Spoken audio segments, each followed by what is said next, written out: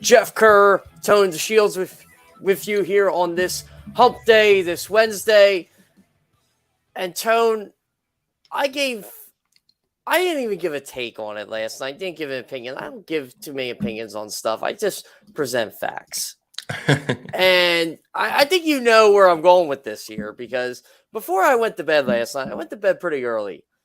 I just happened to see Micah Parsons on that podcast last night. The Voncast. Yeah, the Voncast. Shout out to Von Miller. Yeah, on the Voncast last night. And I like hearing what Von Miller has to say. I like hearing what Darius Slay has to say. It's why I listen to his podcast. By the way, people don't know about that. They should just look up Darius Slay podcast. It's hilarious. But I digress. And there's a bit of a soundbite in there toward a certain MVP favorite at quarterback by the best defensive player in football. Or if you want to say he's the second best defensive player in football, fine. But Micah Parsons is the best defensive player in football right now. Toward Jalen Hurts, who Jalen Hurts owned back in week 6 and owned the football team he plays for, the Dallas Cowboys. But little brother can't shut up, Tone. No, they can't. And, you know, I hate when stuff like this happens, because all it does is forces us as fans of the game, as people who cover the game, it forces us to look too far ahead. And I'm not one to look too far ahead. I like to focus on the food in front of me. I like to focus on eating my own plate, finishing my own dessert before I look ahead to the next course. And Micah Parsons chose violence last night. And that's okay, because the Cowboys are who we think they are. The Cowboys are a team that will always seek headlines before success. They will always be a team that seeks to rock the boat rather than focus on building a boat. You dig what I'm saying? So ultimately, at the end of the day, Jalen Hurts is a quarterback that's in the MVP conversation. It's so fascinating because his exact words were, is it Hurts or the team? And Vaughn was like, well, I think it's a little bit of both. I mean, you know, he's balling, you know? And then Parsons responded and said, it's system and team. And Parsons said something that really rubbed me the wrong way. He says, yeah, Von Miller said to him, this Eagles-Cowboys game is coming up, ain't it? Micah responded, yeah, it's coming up. I'm not trying to make no enemies. I just love the game so much, and I understand it so much that, like, I can't. When things are off, I just can't hold it in. I almost got to say something. Now, what's off? What's off about Jalen Hurts' success? What's not making sense? The brother went through the offseason and put in the work, put in the sweat equity. What's off? Is it the fact that you guys aren't at the top of the division anymore? Is that what's off? Is that what's uncomfortable for you guys? And look, I actually like Micah Parsons as a player. I liked him at Penn State. I think he's a hell of a player. I think he's a top 5 defensive player in this NFL. But something's off. I don't know, Jeff. Something's off over in Dallas, and it will always be off until those guys understand that you have to earn your keep. You have to take it step by step. You can't put the cart before the horse, and that's what Dallas has always done. Cowboys are supposed to know what comes first. The horse goes before the cart, not the cart before the horse.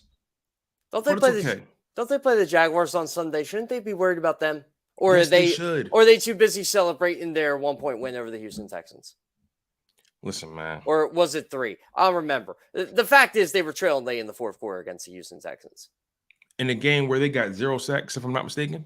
They didn't get a sack. They did not. Make it make sense, Micah. Where were you? Something's off over there. You dig what I'm saying? Like I said, Jeff, this got me fired up a little bit, and I don't want to ever monopolize the show. That's not my thing. I'm all about sharing the wealth. But Jalen Hurts is a guy. See, a system puts you in position. A system doesn't execute. Jalen Hurts has been executing. A system could probably put you in the conversation as being a solid quarterback. It helps the team, win some games. But a system alone doesn't get you to 12-1. A system alone doesn't put you in MVP candidacy. This is what bothers me. Isn't everybody a system quarterback? When you think about it? Like, this is what I don't understand. Like, he has the ultimate overrated quarterback in Dak Prescott. And Dak Prescott's good. But because he's quarterback of the Cowboys, he's overrated. He always was. He's never going to be as good as Tony Romo ever was. in the Cowboys uniform. And yeah, I'll say Tony Romo was way better than Dak Prescott ever was. Dak Prescott cannot throw the deep ball. If Tony Romo had those teams Dak Prescott had, the Cowboys would have at least made an NFC Championship game. I can say that because he was that good of a quarterback. But the Cowboys didn't have a defense like they do now. They didn't have the offensive line like they do now. They built that offensive line during the latter stages of Romo's career. But early in Romo's career, Romo was basically carrying that football team. And you saw years like in 2007 where they won 13 games. But then you saw years where, okay, this guy's too good. Why are they only winning 10, 11 games? Or why are they not making the playoffs? If Dak Prescott quarterback those teams, they win 6, 7 games. And Dak's a good quarterback. But Dak Prescott cannot throw a deep ball. And I want to hear the Cowboys don't throw deep passes. You know why they don't throw deep passes? Because Dak can't throw them. He's 3 of 11 on passes with over 25 air yards. One of those completions was on Sunday, and it was not a good throw to Noah Brown. It was not a good throw. The Texans just, for once, their pass defense actually misplayed it. Tone, I think the Cowboys should be worried about taking care of business and making sure they're in position to even have a shot against the Eagles. Because if the Eagles are up 2 games on them going into this matchup in 2 weeks, the Eagles win, it's over. And Dallas loses, you still need help from the Saints and the Giants. Think of who you're asking for. Dallas put themselves in this position. They're trying to clean up their mess. And I just think that they're that desperate. They're trying, they're hoping, they're praying the Eagles lose to Chicago on Sunday. Which is not going to happen at the end of the day. Let's be honest. And you mentioned, isn't most quarterbacks, is it all quarterbacks a system quarterback? Listen, coaches, GMs build their team around their quarterbacks. They establish a system. They establish a set of plays that helps put their quarterbacks, that helps put their players in positions to succeed. Every quarterback is technically a system quarterback. Now, there are some quarterbacks where no matter where you put them, they're going to be able to be productive in some way, right? But Dak Prescott, you put him in Houston, what are we talking about here? You put him in Carolina, what are we talking about here? You put him in New York with the Giants, what are we talking about? You put him in Chicago, what are we talking about? I hate the if word. You know where I'm going with this, right? If my aunt had, you know what, she'd be mine. If I had $1 million, damn it, Jeff, I wouldn't be sitting here talking to you. If you had $1 million, you'd be rich.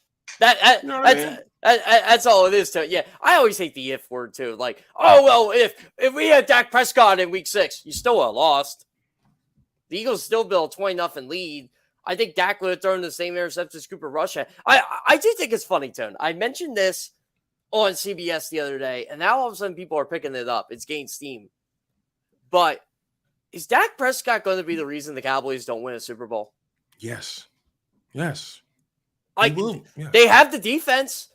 They have the offensive line. Even with Terrence Steele out, and it looks like Jason Pierce will be the right tackle now, I still think their offensive line is going to be fine because they've proven otherwise this year. Zeke's playing well. Tony Pollard's playing well. Are they deep at receiver? No, but they got enough playmakers there they can survive. But yeah, it might be the quarterback. Like, Dak has to be a top 10 quarterback, and he hasn't been that this year. Jared Goff's been better than him. Kirk Cousins has been better than him. There have been a lot of quarterbacks that have been better than Dak Prescott this year. I mean, if you're going off legacy and what he's done, he's a top 10 quarterback. But if you're going off 2022, he's not even close. Look, man, at the end of the day, the Eagles play the Chicago Bears this week, and then they play the Dallas Cowboys the following week. So we're going to focus on what's in front of us, right? We're going to focus on what's on. We're going to focus on what's on our plate. Well, the Eagles today. can focus what's in front of them. I don't have to. I don't play for That's them. Hey, you said it, man. And it's so interesting because Lane Johnson had a tweet around that time, right after Micah came out with his firing squad, or his shots, I guess you'll say, when after Micah took his shots. Do we even want to call it shots at this point? I actually thought he was going to backtrack on them, and then he just kept going. I got to keep talking that type of stuff. It's like yeah. Lane Johnson. I'm not sure if you're familiar with the Michael Jackson Thriller GIF when he's sitting in the movie theater eating popcorn. Of course, Toad. I've seen that music video at least 100 times in my life. Yeah. Lane basically posted like, okay, all right, we'll see. Yeah. Oh, by the way, I got some stats on that, which is why the retweet happened. I did see the GIF last night. Micah Parsons only had 3 pressures against the Eagles in that Week 6 meeting. No sacks, no hurries. You know the only time he had those pressures was when Lane Johnson was out of the game? Wow. Lane Johnson got hurt. Remember that? I remember that. Yeah, I remember that specifically. Yeah. So you see the Eagles did a good job at putting him on an island. They turned him into a decision maker. You see, he's better when he's able to just not think, just go. By the way, does anybody move the goalpost more than a Dallas Cowboys fan? Of course they do. Oh, you should be embarrassed. You are only up 1 possession late to Cooper Rush. Listen, man. 1 possession, 10 possessions. I don't give a crap. Wasn't Cooper Rush 4-0 at the time? 5-0 at the time? Oh, yeah. Oh, yeah. There were talks about he was going to beat Dak Prescott. Hey, look, man. At the end of the day, Micah, we're going to see you when we see you. I don't hide my, I don't tuck away my fandom. Now, it doesn't stop me from being objective. It doesn't stop me from being objective at all. But I just feel like, ultimately, this is one of those things that, okay, I'll file this away. Keep that same energy. Just keep it. I will say this. I do think Micah Parsons has a much better performance against the Eagles the second time around. And he'll probably show up. But just because he shows up doesn't mean Dallas is going to win that game. I have no idea who's going to win that game. I have a theory on who's going to win that game, and based by the way the quarterback Micah Parsons is criticizing how he doesn't have a bad game every single week, I feel like Jalen Hurts can lock up the MVP against Dallas. But again, it's going to be a tough game down there, Tone, and we're going to talk about that all next week. But I think if you're an Eagles fan, nothing would be happier on Christmas Eve than the clinch of the division to kind of knock them off their pedestal, which, again, nothing will knock them off their pedestal. They're like gnats. They just keep buzzing around no matter how many times you hit them. I'm telling you, Tone, it's like little brother. They call the Eagles little brother. They're little brother. They're the ones who haven't won anything since 1995 season. They haven't won anything. They haven't even been to a conference championship game. Eagles have been to like 7 since then with a Super Bowl. Their little brother, Tone. I'm telling you, like I said to you backstage, it was you beat them once, best 2 out of 3. You beat them again, best 3 out of 5. Beat them again, best 4 out of 6. They don't get the hint that big brother owns little brother. Yeah, man. So look, we'll see what happens. It's going to be exciting. This game has potential to break NFL records in terms of viewership. I think it will. I think it will. You know what the primetime game is that night? I'm not familiar. Who plays that night? It's Raiders Steelers on the NFL Network, and the Eagles. I think they're the only 4:00 game, if I'm not mistaken. So yeah, that's going to be a big game. It's going to be huge. Yeah, no one's watching that 8:00 game. Well, I will be, but of course we have to. We have to. It's Christmas. Why not? You know what I can't wait for? The Nickelodeon game.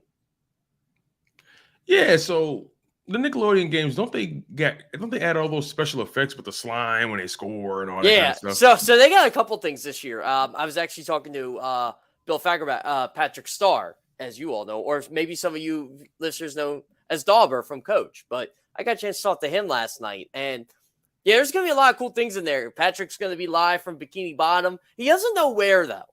That's what he told me. I don't know where. He said they haven't done the rehearsal yet, but he said they're going to be shooting presents out of the end zone. There's going to be snow all over the field. Like they're really going to make it a fun experience. And it's funny because he said he grew up a Rams fan, Los Angeles Rams fan. He said you're going to have to with the Rams and Broncos.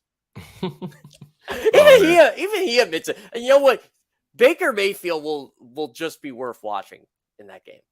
Yeah, he's at this point right now, he's must-see TV. Transitioning to some other things, the Eagles got some positive updates on the injury front in terms of safety Reed Blankenship.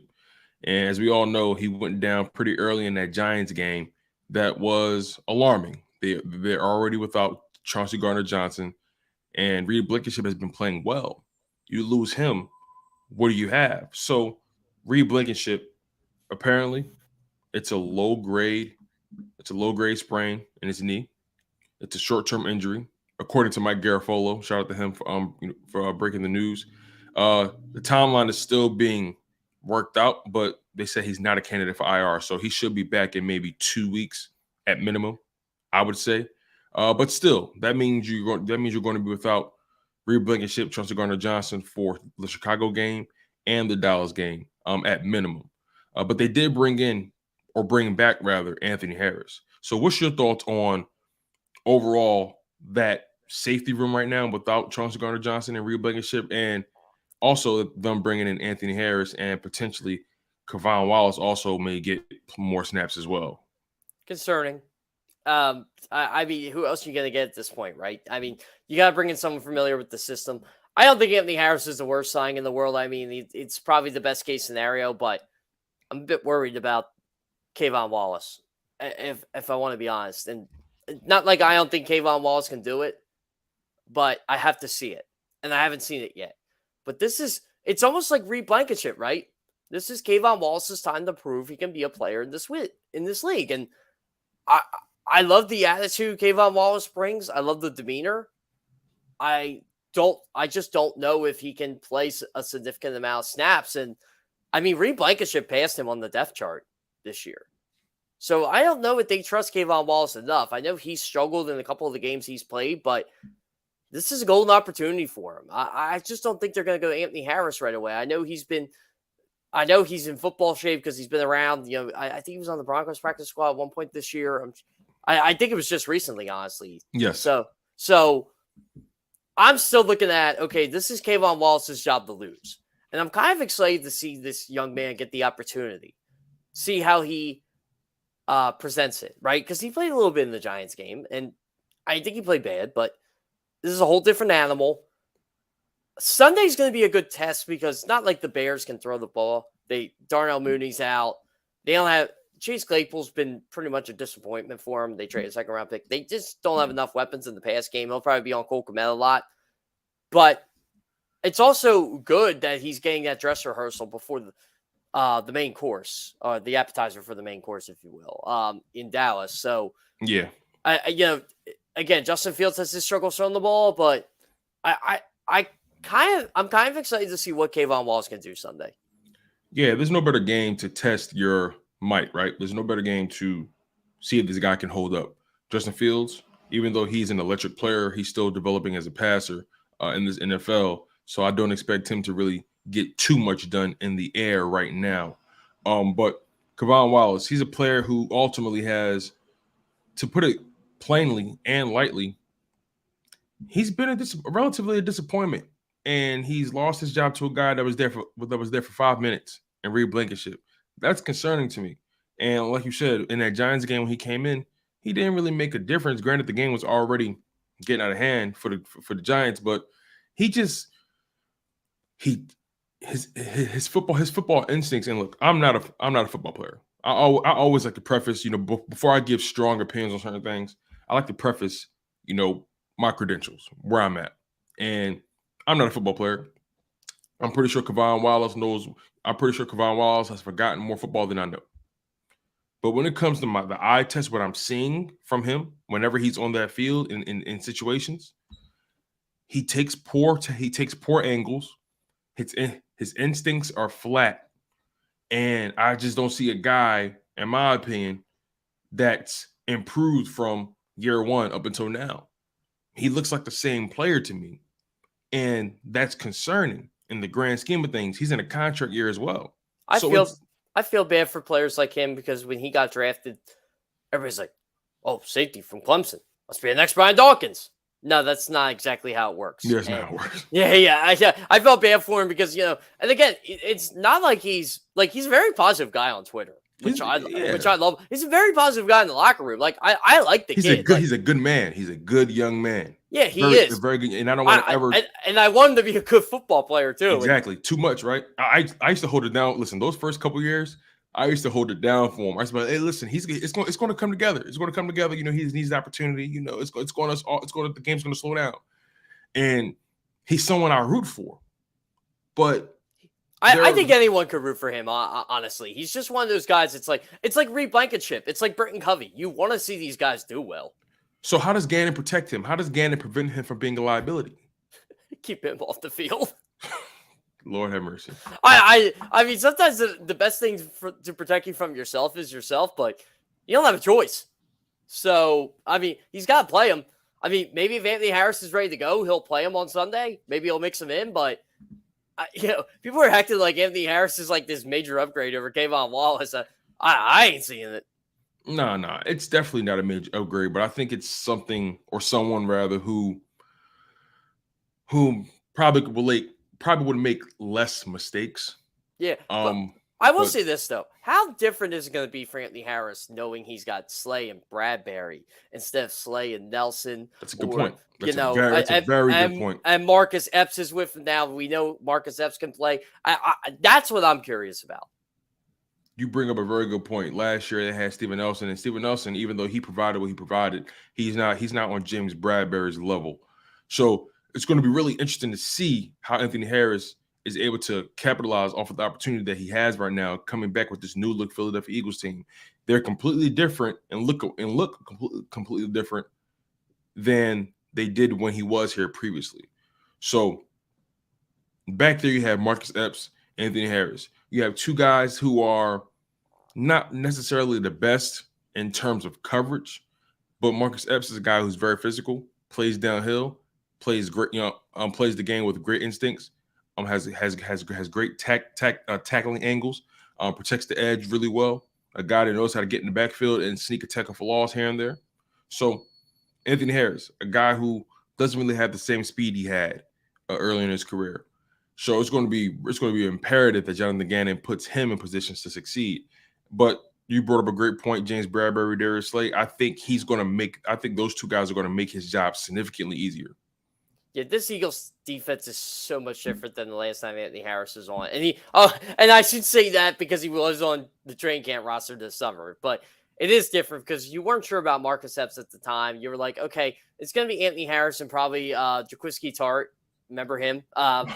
Marcus Epps, we thought he was going to be the third safety. He right now is the best safety on the roster because he's healthy. I mean, Chauncey Gardner-Johnson wasn't on this team yet, obviously. Right. When start training camp, you didn't know how good Kaiser White was going to be for them. TJ Edwards is playing at a Pro Bowl level. The defensive line is the best in football right now. So, yeah, it's a much different defense than when the Eagles last cut Anthony Harris. But maybe them cutting Anthony Harris was part of the reason why this defense is so good. Yeah, this defense has elevated to a position or a place that we really didn't see coming. I knew this defense would be top 10 for sure. But top 5, top 3, number 1, did not expect that to happen. So, Jeff, we're going to hit our first break. We have so much more to talk about when it comes to these Philadelphia Eagles, when it comes to the NFC East. You guys are locked in on Good Morning NFC East. He's Jeff Kerr. I'm your guy, Tone DeShields II. Do not move, you guys. The show only gets better. Post-game